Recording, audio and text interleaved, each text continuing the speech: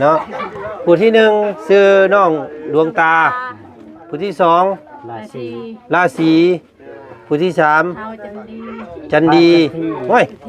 จันทีผู้ที่เกษณาชื่อสาวซีดีนี่ซีดีอันที่แผ่นซีดีเนาะโอ้ยพี่น้องก็สบายดีเด้อสบายดีด้วยบ้านนี้สบายดีหลายถือเอา สบายดีเนาะสบายดีมึงเนี่ยนี่บอกสีแล้วนะเบิ่งแน่ว่ะเป็น6สิอยู่ได้ฮู้พี่น้องเอ้ยฝนมานี่น่ะน้องเจ้าฝนมาฟ้าหัวถึงเฮือนได้บ่ได้อยู่เนาะอ๋ออันนี้มุงอาบน้ำแล้วอาบอยู่นี่ได้บ่กลางคืนมานี่ได้บ่มีคือบ่มีห้องน้ำบ่โอ้เอ้าละเบาเห็นทางเพิ่นเขียนว่าเป็นหมู่บ้านที่บ่ทายทรายเพิ่นว่าเนาะคือเจ้าคือยังบ่มีห้องน้ำซะลูกบ่มีฮะข่อยบ่มีเงินเฮ็ดก็บ่มีน้องบ่มีเงินเฮ็ดเนาะพี่น้องอยากได้อยู่บ่อยากได้ห้องน้ำบ่อยากได้เนาะเวลาเจ้าเข้าห้องน้ำเจ้าไปไสซะลูกบ่ได้เข้าห้องน้ำแล้วไปทางนู้นแล้วไปท้ายไปป่าแล่นเข้าป่าพุแม่โอ้ยพี่น้องเอ้ยเนาะยังไปเนาะอันพาระเบาเขาเบิ่งแน่เฮือนซานบ้านซองโอ้พี่น้องขึ้นมาปุ๊บป๊าโตอันนี้มงมันเฮ็ดกินบ่นี่แม่มงนึ่งข้าวโอ้นึ่งข้าวนึ่งน้ำอยู่นี่เนาะใส่มันก็เด้อระเบานั่นก็โอ้ยมันฮักเด้นี่พี่น้องเอ้ยอันนี้มุงได้มุงนอนของเจ้าเด้มุงนี่ใช่มุงแม่มุงพ่อนอนเด้มุงแม่ก็นอนตรงนี้นอนน้ำกันนี่บ่มุงพ่อนอนตรงนู้นมุงโอ้พ่อนอนอยู่ข้างนี่อันนี้เจ้านอนเลี้ยงกันชลาอยู่นี่เนาะนะครับน้องน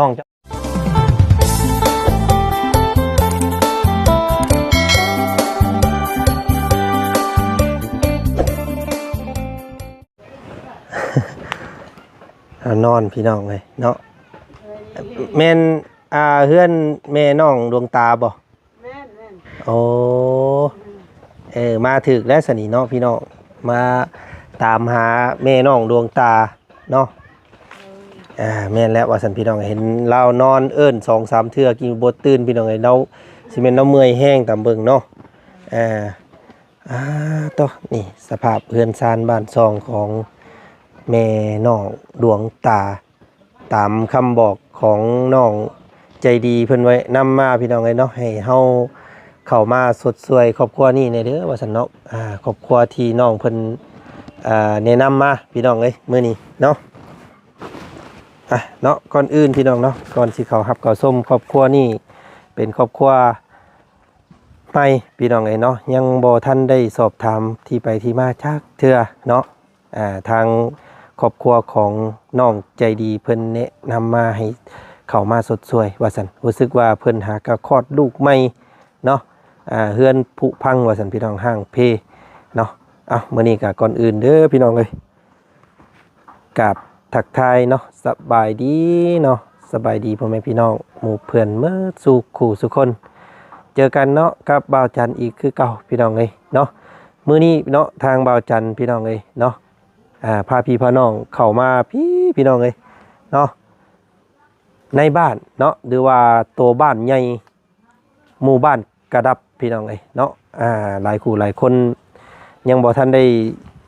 ฮู้ว่าหมู่บ้านนี้เป็นหมู่บ้านคล้ายๆแบบว่าชนเผ่าลาวลุ่มเนาะเพราะว่าเพิ่นมีวัดพี่น้องเลยเนาะมีวัดแล้วก็เป็นชนเผ่าคล้ายๆกับชนเผ่าผู้ไทยเนาะว่าซั่นซะน้องๆเขาน้องเลี้ยงน้องใจดีนี่เป็นคล้ายๆเล่าเทิงพี่น้องแต่ว่าทางในเขามาพี่เพิ่นมีวัดเนาะบ่ฮู้ว่าเพิ่นแบ่งกันอยู่เป็นแนวใดอันนี้พี่น้องเอ้ยเนาะบ่ว่าสิเป็นทางชนเผ่าเทิงหรือว่าชนเผ่าลุ่มเนาะป้าปนกันอยู่บ่หรือว่าจังใดพี่น้องเอ้ยเอามื้อนี้เฮา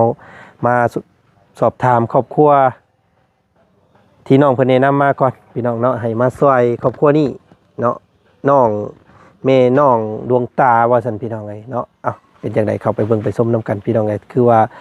ห่างเพแท้เฮือนซานเพิ่นเนาะไป ไปพี่น้องเลยนี่แหละพี่น้องเลยเนาะป้าต้องพากันสืบต้าวหาถามข้าวเข้ามาเพื่อสิฮอดในพี่น้องเลยเนาะมาแล้วก็ผุพังแห้งเนาะเฮือนเราก็ได้พี่น้องเลยป้าโตนี่แหละพี่น้องเนาะเห็นเอื้อยเพิ่นนั่งอยู่ตะลุมตารางพอดีพี่น้องเลยเนาะโอ้ยเอื้อยสบายดีเนาะสบายดีพี่น้องเลยโอ้อันนี้แม่นครอบครัวน้องอันแม่น้องดวงตาบ่แม่น ลูกค่อย โอ้ลูกเจ้าน่ะชื่อดวงตา ลูกค่อยด้วย พี่น้องเลยเนาะพอดีเจ้าฮู้จักกันกับอันน้องใจดีอยู่บ่น้องใจดีที่ว่าอยู่เฮือนอยู่ทางนอกพุ่น ไม่ใช่ อยู่หิมทางหั่นเฮือนน้องเลี้ยงน้องอันน้องกองมีเนาะเจ้าฮู้บ่อยู่หิมทางหั่น บ่ฮู้เลย โอ้เพิ่นคือฮู้จักเจ้าสั่นเนาะเพิ่นว่าให้เข้ามาหาเจ้าเนาะ โอ้น้องอยู่บ้านนั่นนี่นะ แม่น บ้านลุงนี่บ่ โดย แม่น ฮู้จักกันบ่ โดย โอ้ น้องเดียวมัน พี่น้องเดียวกัน เออ พี่น้องไงเนาะเป็นนี่ได้สันเนาะเฮ็ดอีหยังอยู่อันนี้เนาะเผาลูก ลูกไม้ ได้ลูกใหม่ โดย ได้จักมือเด้อนี่ หาก็ได้6 มื้อ7 มื้อ โอ้ หาก็เกิด ผู้หญิงคือผู้ชายเนาะนี่เนาะ ผู้หญิง โอ้ยพี่น้อง ได้ เอ้ย ลูกไม้ผู้หญิงหาไป2 มื้อ3 มื้อ ก็เลยเอาลูกอยู่ผูกอูนอนอยู่ตะลุมตารางก่อนเนาะ แม่น อยู่กับผู้ใดเนี่ยเฮือนหลังนี้อยู่กันจักคนนี่ 6 คน 6 คน แม่น6 คนมีลูกค่อยได้ ผู้ที่6นี้ เออ เติบพี่น้องไงเนาะก่อนอื่นเนาะก่อนที่สอบถามเรื่องเล่าวการเป็นอยู่พี่น้องไงเนาะทางเบาจันค่อยซื้อเบาจันเด้อ แม่น ฮู้จักอยู่บ่ ฮะ เดี๋ยวฮู้แล้ว ฮู้อยู่ อัน ค่อยไปอยู่บ้านลุงนั่นแหละพูด ผัวเจ้านะ เออ คนไหนผัวเจ้า บ้านกระดับนะเฮินลาวนี่บ้านกระดับ อ๋ออันอยู่เฮือนอันนั้นเจ้าเอิ้นเฮือนลุงบ่เฮือนอยู่ข้างนอกอ่ะ แม่น เออ ลุงบ้านนั่นน่ะบ้านลุง โอ้นั่นเป็นลุงเจ้า เออ พี่น้องไงเนาะโอ้ไผเปิดเพลงคักแท้นี่พี่น้องไงเนาะมันสิบ่ได้สัมภาษณ์ได้ก็สิได้ย้อนเท่านั้นแหละบาทนี่พี่น้องเอ้ยห่วยเปิดเพลงตืดคักแท้เนาะ แม่น อันขอโทษอันเอ้ยอันชื่อนี่ใดเจ้า เลาะถือเลาะ ชื่อเปราะ แม่น โอ้เบิ่งอันเฮานี่ไม้นี่เด้อ โดย ชื่อเอ้ยเปราะ แม่น แตกเปราะอันแกงเฮ็ดเปราะนี่บ่ เลาะ เปราะ เลาะ เปราะเอิ้นถูกอยู่เนาะเปราะเนาะเอ้ยเปราะ แม่น เปราะอันเอ้ยอันจักปีเด้อเอ้ย แต่ก็13เกี่ยวว่า30 ปีน่ะ 30 ปี พี่น้องเอ้ย นั่นน่ะลูกชาวค่อยนี่ อ๋อนั่นลูกสาวว่า2คนนี่ บ่นั่นลูกชาวเอ้ย โอ้อันนั้นบ่น้องอัน นี่ น้องอันอิหยังก็น้องดวงตา ดวงตาแม่น อ๋อดวงตาลูกมาพี่ลูก มาให้อะไร โอ้มาเบิ่งโยหั่น พี่เอ อืมชื่อดวงตา แม่น โอ้ยคือว่ามาซื้อไปสั่นเนาะพี่น้องเนาะซื้อดวงตาใส่ลูกมาพี่มานั่งน้ำแม่ลูกเอ้ยสบายดีป้าลุงเนี่ย ไปดิ สบายดีอีหล่าซื้อดวงตาบ่ โดยบัดนี้ จักปีเลยลูก 11 ปี 11 ปีแล้ว โดย โอ้พี่น้องเขาเฮียนอยู่บ่ เฮาป .1 แล้ว เอ้าคือออก แล้ว คือออก จักบ่ฮู้ เอ้ยออกได้จักปีแล้วนี่ออกปีนี้บ่ ปีกายนี่ ออกแต่ปีกายนี่พูพี่น้องเลยออกมาเอานอก มีผู้นี้แล้วกับผู้ใดอีกเนี่ยลูกเจ้าจะคน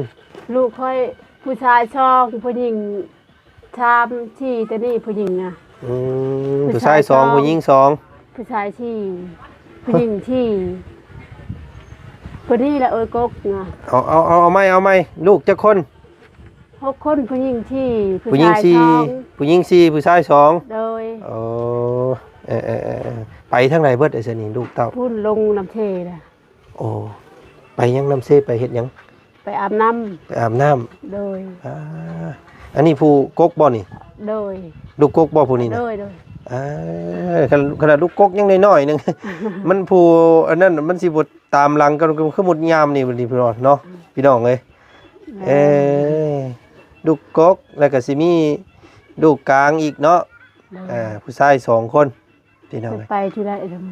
ใช้สะลูกผัวอยู่ข้างไหน พวกค่อยพูดออกอยู่บ้านลุง เขาออกอยู่บ้านดุงพุ่น อยู่ คน บ้า คนไหนคนไหนอันผัวเจ้าอัน ละมา ชื่อยังไงชื่อเรา ละมาชื่อละมา ลบมา แม่น ไปแล้วก็ลบมาคือเก่าสิบ่ เออแม่ โอ้ น ย โอ้ยซื้อก็หลายพี่น้องกันซื้อลบมา ละมา ลบมากับเปลาะ แม่น ลบมาเอ้ยเปลาะแล้วก็น้องดวงตาเนาะซื้อผู้น้อยๆนี่หาก็เกิดได้3-4มื้อนี่ซื้อนี่ได้นี่ ยังไปเอาชอบชื่อ ยังบ่ได้ซอกซื้อครับ เอ้ย โอ้ซื้อเปลาะปะแหละไปจักซะเนาะ ซื้อเอ้ยปะเลาะแล้วก็ลูกซื้อปะแหละ เข้าปะแหละเข้าจะแหละเนาะ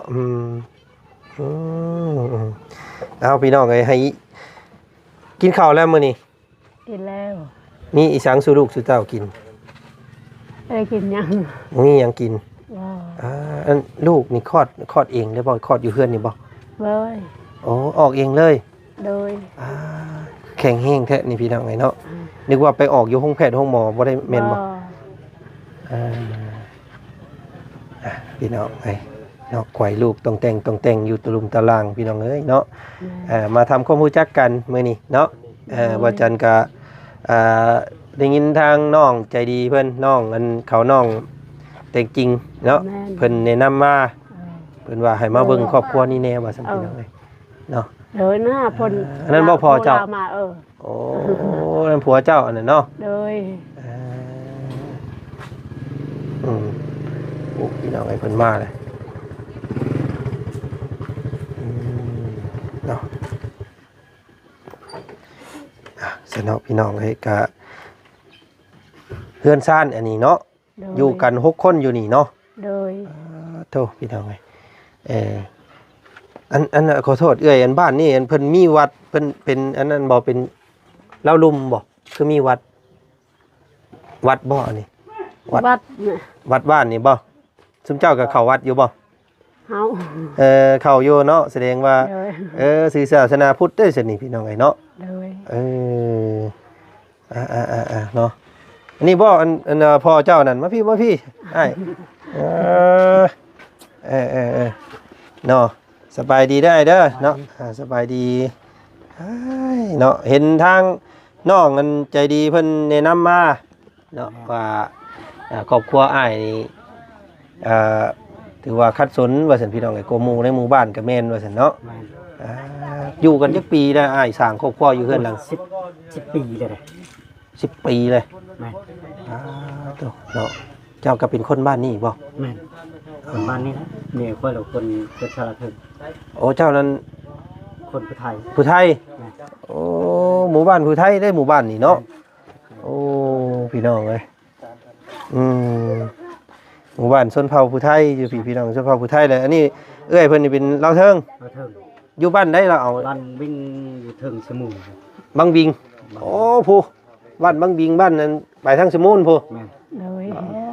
เจ้าพี่น้องเอ้ย แห่ บ้านเห็นอยู่เนาะพากันเคยเข้าไปแล้วเนาะ แม่น มันเป็นหมู่บ้านผู้ไทยเด้อพี่น้องไอ้เนาะบ้านนี่ อันนี้ลูกสาว ลูกสาว สาวกก สาวกกเลย โอ้ยน้องกันดวงตาว่าซั่นพี่น้องกันเราออกโรงเรียนได้บ่ ออกแหละ เป็นหยังคือให้ลูกออกไวแท้ จักดำลาเราอยากออกเอง พี่น้องเอ้ยเนาะมาคลอดลูกเนาะคลอดเองได้บ่ลูกเจ้าคลอดอยู่เฮือน คลอดอยู่เฮือนเลย ไผเป็นอันน่ะผู้ตัดเฮตัดหยังให้นี่ ลาวแล้วตัด พอทีนะ โว้วเก่งแท้ จังพ่อแล้วจังเอาลูกหลายเนาะอันนี้ เป็นหมอตุ้มแย่อยู่นี้ฉันนี่พี่น้องเอ้ยขอโทษอ้ายชื่อหยังเจ้า ลบมา ลบมา ลบไปลบมานี่บ่ จักปีแล้วไอ้ครับ โอ้ยกับ30ปลาย37ปีนี่ รุ่นเฒ่าลงเพิ่มเมื่อไหร่จะพี่น้องเอ้ยเนาะเอาพี่น้องเอ้ยเนาะคลอดลูกแล้วก็ตัวน้อยๆลูกเราเนาะผู้หญิงบ่ โดย นี่พี่น้องก็นอนแต่มอยอยู่แล้วก็ได้เนาะอยู่ตัวไรใต้ทุนทุนเฮือนก็โอ้ยพี่น้องเอ้ยเนาะระลึกนี่เห็นน้องใจดีเพิ่นแนะนำอยากให้มาสดสวยเนาะเดี๋ยวสิให้อีหลาพาเลาะเบิ่งเฮือนได้บ่เจ้ายังเลาะเบิ่งได้บ่เนาะมาอันเลาะเบิ่งของมึงก่อนอุ๊บมาพี่ลูกมาพี่เนาะยังมาแต่ว่าเบิ่งแล้วเอานิบอันไม้ใช้ได้บ่เดี๋ยวเด้อไปเบิ่งเด้ออย่าตีงแห้งได้มันแตกใส่หัวได้เด้ออ๋อพี่น้องไอ้นี่หลังบ้านเล่านี่พี่น้องเนาะอันนี้สวนเจ้าบ่ลูก แม่น ปลูกผักเอาน้ำใส่หดเอาน้ำอยู่ใส่หดมันโอ้เพิ่นมีน้ำอันนี้พี่น้องเนาะโอ้น้ำใดบ่อ๋อมีน้ำประปามาฮอดอยู่นี่เนาะอันนี้สภาพเพื่อนเรานี่พี่น้องน้องเพิ่นไปล่ะไปย่างผ้าระเบาย่างขึ้นเบิ่งเทิงเฮือนได้บ่ ได้อยู่เนาะอ๋ออันนี้มุงอาบน้ำแล้วอาบอยู่นี่ได้บ่กลางคืนมานี่ ได้ บ่มีคือบ่มีห้องน้ำบ่ บ่ โอ้เอ้าระเบาเห็นน้ำทางเพิ่นเขียนว่าเป็นหมู่บ้านที่บ่ทายทรายเพิ่นว่าเนาะคือเจ้าคือยังบ่มีห้องน้ำซะลูก บ่มี ฮะ ข่อยบ่มีเงินชีวิตก็บ่มี น้องบ่มีเงินเฮ็ดเนาะ พี่น้องอยากได้อยู่บ่อยากได้ห้องน้ำบ่ อยากได้ เนาะเวลาเจ้าเข้าห้องน้ำนี่เจ้าไปใส่ซะลูก บ่ได้เข้าห้องน้ำแล้วไปทางนู้นแล้วไปถ่ายนะ ไปป่าเล่นเข้าป่าพุ แม่น โอ้ยพี่น้องเนาะยังหลายครอบครัวอยู่ครอบครัวนี้ก็เพิ่นก็บ่มีคือกันห้องน้ำเนาะ บ่ บ่มี หลายเฮือนอยู่นี่ซั่นนี่พี่น้องยังอันน่ะยังบ่ถึกหลักอนามัยปานใดเนาะไปลูกขึ้นย่างขึ้นเบิ่งเฮือนเจ้าได้เฮือนคือมันคือมุนคล้ายๆเฮือนเจ้าเนาะไอ้พี่น้อง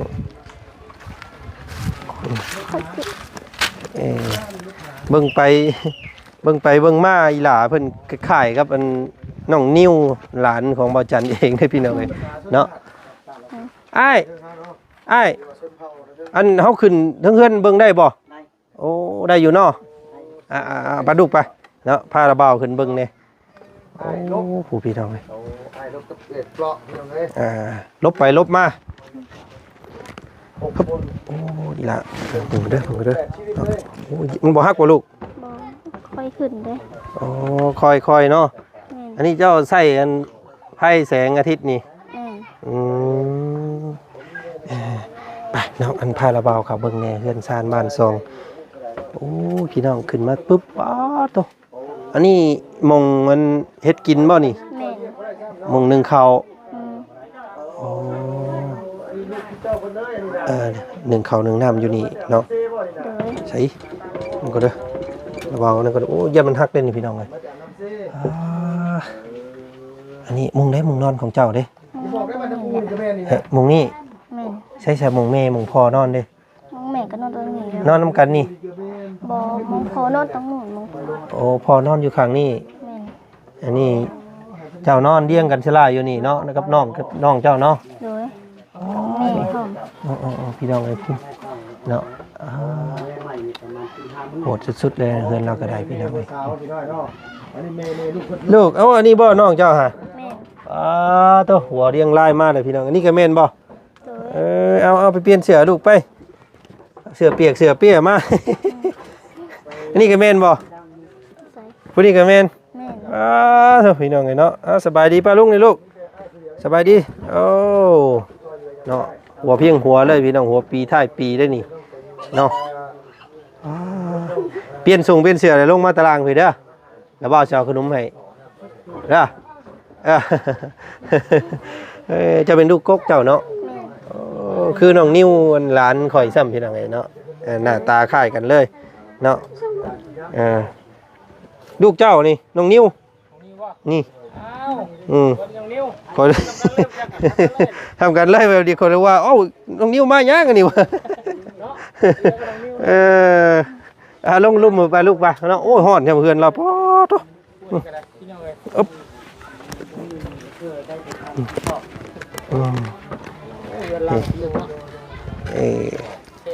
บ่มีห้องน้ำน้องเพิ่นเนาะอาบอยู่หั่นเราอะเวลาเข้าห้องน้ำห้องท่าก็แล่นไปป่าพุ่นแล้วว่าพี่น้องเอ้ยเนาะโตมาพี่มาอันฮู้จักน้องอันนี้อยู่บ่นี่เอื้อยเพิ่นบ่เนาะสบายดีโดยสบายดีเนาะน้องใจดีมาพี่สบายดีน้องอะไรก็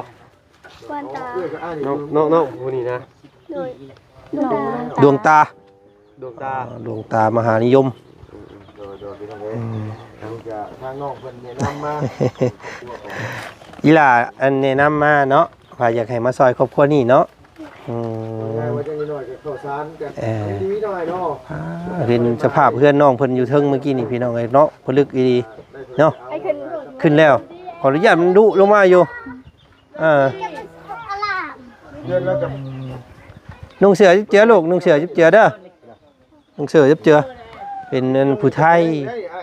ผัวเป็นผู้ไทยเมียเป็นเราเทิงพี่น้องเอ้ยเนาะ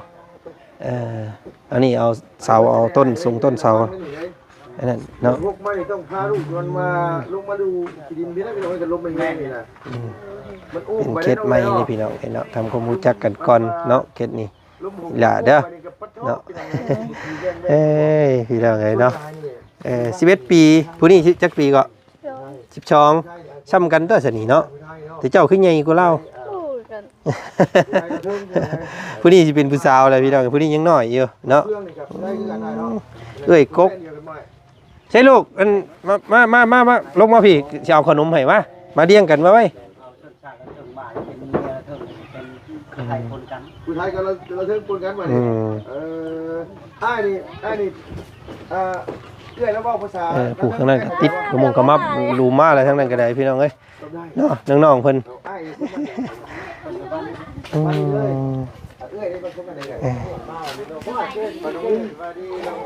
โอ้ยเดี๋ยวไปเอาอันขนมมาให้ก่อนมายืนเฮียงกันว่าลูกว่าเป็นย่างมานี่คืออันนี้บ่สบายสบายดีเด้อสบายดีด้วน บ้านนี้ สบายดีหลายสื่อแล้ว สบายดีเนาะ สบายดี มึงเนี่ยสังกะสีแล้วเราเบิ่งแน่ว่ะเป็น6สิอยู่ได้วู้พี่น้องเอ้ยฝนมานี่นะ น้องเจ้า คนมาผ้าหัวเนาะบาดนี้ เอามาพี่แอดแดด ไปเอาแม่น้องเจ้านะ อันนั้นน้องบ่น่ะกะว้าหัวปีท้ายปีได้พี่น้องไอ้เนาะเลี้ยงกันใส่หลาย มาได้มา เราย่านเนี่ยโอ้โชอยู่แล้วบ่นะ ผ้าเหลื่อมมาบรถบ่ได้แบบนี้ ก็จะชกมันนะที ส่งมานุ่งให้น้องนี่ลูก เอาชกมันนะที เบิ่งหาเอาต้มขนมมาให้น้องๆเพิ่นก่อนซั่นเนาะ ว้าวเดี๋ยวเครียดเกินไปเดี๋ยวเพิ่นก็สิย่านอีกเนาะเอาหันมาทางนี้ลูกหลานหันมาทางนี้เนาะดูเด้อ มันเหลื่อม โอ้ยมันเหลื่อมนี่แหละพี่น้องเนาะ เหลื่อมตา เบิ่งอยู่เพื่อนอ้ายแล้ว แล้วก็ปุ๊บพี่น้อง มุงรับมุงนอนลุงเอ้ยขึ้นไปเบิ่งแน่เนาะจักมุงใดเป็นมุงนอนจักมุงใดเป็นมุงรับ เนาะมองกินข้าวกินน้ำจะอยู่มองใดเจใดได้นี่ แม่ เนาะ น ร้อยตัวไปนอนเฮือนหมู่บ่ลูกหรือว่านอนอยู่นำอันว่าพ่อกับแม่อยู่นี่ลูกล่ะ นอนอยู่น้ำแม่ ร้านชื่อหยัง สื่อลูกตา ชื่อน้องตุ๊กตา ดวงตา น้องดวงตาดวงตาของฉันมันมืดมิดนี่เนาะอ๋อโดย ลุง โดย ลมดีให้ลุงมื้อนี้เนาะไปโดนเทรมาเด้พี่น้อง คันว่ามันซีเรียสแล้วมันกระเท่าไว้ได้ว่าจังได๋ จักพอเนาะ เบิ่งเต้เจ้ายิ้มแม่เจ้ายิ้มแม่หา ไปบ่แล้วเนาะ ยุ่มเบิดดิ ยุ่มเบิดข่อยว่าข่อยเป็นคนหัวดากบึ้งอยู่แล้วแต่ว่ามีเสน่ห์เด้คนหัวง่ายดิ หยุดก่อนเถอะตอนนี้หยุด ถึงจะรอไม่มากแต่ถ้ายากพี่เยอะนะเราก็มีคือกันได้คำคมเนาะ คุมบัดใจกินได้บัดตูดบ่ เอ้าเฮ้ยบอกไปเรื่อยๆเลยเนาะจนลื่นไปเลยความทุกข์ความยากของน้องเพิ่นพี่น้อง มากลับมาเนี่ยเฮ็ดหนึ่งสร้างกับเนาะอันนี้ก็คือทาง นี่ดิ น้องจะดีแล้วก็ทั้งนั้นน้องแต่งไทยแล้วก็น้องเลี้ยงเพิ่นแนะนำให้มาเบิ่งครอบครัวอีหลาเพิ่นแน่เพิ่นว่าลำบากแฮงเนาะก็ถือว่าโอ้พี่น้องเอ้ยมาเห็นสภาพแล้วก็ นักอีนัก แม่นนักหน่วงสะดวงใน นี่แต่ว่าสิให้อันว่าจะดีกับ ระวังไอ้ ผู้นี้ขึ้นไปพาลูกขึ้นไปบนให้ลูกไป เดี๋ยวอันขอตัวเพิ่นไปหั่นน้อยหนึงก่อน อ๋อ ขอสิ ผู้นี้บ่ มอบตัวนี้ก่อนน้อยหนึง โอ้ เนาะโอเคเนาะ โอเคไป ไปลูกไป ได้ อ่า นอกหลายคนซ้ำแค่บาดอุ้มพึกใส่เรียบร้ อ๋ อ อย เถอะมาลูกมาเบิ่งอยู่มาอยู่กันกันเบิ่งอยู่ มาพี่ มาพี่ไปยืนเที่ยงกันอันเพิ่นลูกเดี๋ยวนี้พี่น้องเนาะอันนี้ลูกเนาะหนึ่งผู้นี้ ไปเลยผู้ เฮ้อ ไปเลยผู้ดู ไปมาเลยสิ นาที ยังอีกผู้หนึงบ่ มาพี่ ลูก มาเลยสิ ราศีน้องราศี นาที โอ้ มาพี่เลย ทุกคนในทีมทุกลุงภายหน้าตาดีเลย มาอยู่เฮ้ย มาพี่ มาพี่ลูก เยอะ อันนี้ก็ลูกสาวคือกัน โดย โถพี่น้องเนาะมามาเบิ่งทำความรู้จักเบิ่งก่อนเดี๋ยวสิให้เอิ้นชื่อแต่ละคนให้เบิ่งนี่พี่น้องเนาะเนาะผู้ที่หนึ่งชื่อน้องดวงตาผู้ที่สอง ราศี ราศีผู้ที่สาม เฮาจันดี จันดีโอ้ย ที่ จัดที่ จันที่ผู้ที่ เอชนา เกษนา เกษนา ชื่อ สาวซีดีนี่ ซีดี ซีดี ซีดีอันที่แผ่นซีดีเนาะโอ้ยพี่น้องเนาะเอาไม้มึงโยอันดวงตา ราศี ดวงตาราศี จัดที่ จันที่ เกษนา เกษนาซีดี ซีดี ซีดีอันนั้นอหย่างเนาะบาดผมน้อยเดี๋ยวพี่น้องซีดี นั่ง วิดีโอ เนาะน้องวิดีโอเด้อ โอ้ยเนาะลูกเนาะเอากินข้าวแล้วบ่มื้อนี้ลูกกินข้าวแล้วมีหยังกินมื้อนี้ กินกระป๋อง มากระบอก กระป๋อมโอ้ยพี่น้องไงเนาะบอกง่ายๆหัวปีท้ายปีได้นะไอ้เนาะแม่นบ่ผู้นี้พุทธออกมาแล้วก็อีกปีนึงก็ผู้นี้ออกพุทธออกมาอีก แม่ อีกปีนึงผู้นี้พุทธออกมาอีกนี่เนาะ แม่ ล่าสุดนี่โอ้ยพี่น้องเอ้ยสิเฮ็ดนี่ได้อันอ้ายบาดนี้สิหาแนวอยู่แนวกินสิเลี้ยงเพิ่นไหวอยู่บ่นี่หลายแท้เนาะ บ่ไหวปานใดละ เฮ้ยพี่น้องเอ้ยเนาะเฮือนก็จักมันสิฮักมื้อใดเนาะอ้ายเนาะ แม่น อันนี้บ่อ้ายสิเฮ็ดใหม่บ่นี่ แม่น โดย 2 4 6 ต้นเฮือนเนาะ แม่น เสาแล้วก็หากระตีนเสาอันมีอัน2อันพี่น้องเอ้ยซื้อเมื่อโฮมใหม่เทื่อเล็กเทื่อน้อยเนาะ แม่น มีแผนอยากเฮ็ดเฮือนใหม่อยู่แล้วก็ได้พี่น้องเอ้ยแต่ว่าเงินเนาะอันอ้ายเฮ็ดเวียกหยังนี่งาน ไปหารับจ้างแบบกลมันเขาแบบไปตัดหญ้าให้เขา อ๋อแต่ละมื้อ แม่นไปแบบเขาจ้างเมื่อไรไปเมื่อนั้นแต่เขาบ่จ้างก็อยู่ก่อนเว้ยเฮ็ด เนาะแต่ว่าได้มาบัดมันบ่พวงบ่พอลูกซ้ำเนาะ แม่น ได้เช้ามาบัดกินแรงเบิดแหละพี่น้องเอ้ยอ้ายจักสิแนะนำอ้ายเพิ่นยังไดพี่น้องเอ้ยเนาะว่าอยากให้เพิ่นพ่อก็จักเพิ่นสิพ่อนำหรือบ่ เนาะลูกเต้านี่กล้าว่าสิเอาอีกจักคนลูก บ่จะเอาแล้วบัดนี้ พ่อแล้วเนาะ พอแล้ว ลูกเต็มบ้านหลานเต็มเฮืองนี่เล่นนี่พี่น้องเอ้ยเพิ่นเว้าเนาะเอาจังซั่นนั้นเฮาก็บ่มีหยังมาต้อนเด้อลูกเด้อระบ่าวมีเนาะเอานุ่มมือเอาก่อน เพิ่ม ก็ขอบใจเด้อสันเนาะเอาแบ่งปันกันอันต้มสู้กันกินเด้อเนาะระบ่าวกับบ่มีหยังมาต้อนซ้ำพี่น้องเอ้ยซอยกับข้าวเจ้าจักมื้อ2มื้อก็ยังดีเนาะคือให้อีหลาเพิ่นออกโรงเรียนอ้าย มันออกแล้วแบบมันบ่มีตุ้มมีซอได้อยากให้มันทำเย็น บ่มีเสื้อบ่มีมิกบ่มีปึ้มบ่ลูกอยากเรียนอยู่บ่เจ้า บอแล้วตอนนี้ ออกมันบ่ทันหมู่แล้ว แม่น ตายพี่น้องเอ้ยเนาะยังเรียนได้อยู่สำยังน้อยอยู่ เห็นได้ เนาะเฮ้ย ผมเต็มพี่น้องไอ้เนาะเฮือนเรากับปากเถอะพี่น้องไอ้เนาะฝนตกนี่ส่งสีบ่เว้าเนาะเปียกเนาะ เจ็บ เอาให้หลานพาป้าพาลุงเพิ่นขึ้นเบิ่งเทิงๆอีกเนี่ยเด้อ โดย มาเอาอันระบาเอาขออันนี้ขึ้นก่อนโอเคเนาะไปซะเนาะพี่น้องอันจังท่านเดี๋ยวมื้อนี้น้องขอตัวก่อนเด้อเนาะมื้อหน้ามื้อในมีอีหยังสดซอยได้เดี๋ยวสิเข้ามาหาใหม่ได้เด้อเนาะเอาเนาะอยู่ดีมีแห้งเนาะสบายดี พี่น้องไงดูแต่ละคนเต็มเนาะเห็นสภาพเพื่อนเราแล้วโอ้จนบุกล้าฮอดย่างแห้งกินนี่พี่น้องไงขึ้นเทิงเพื่อนเราเนาะโอ้เปิดไปเบิดเลย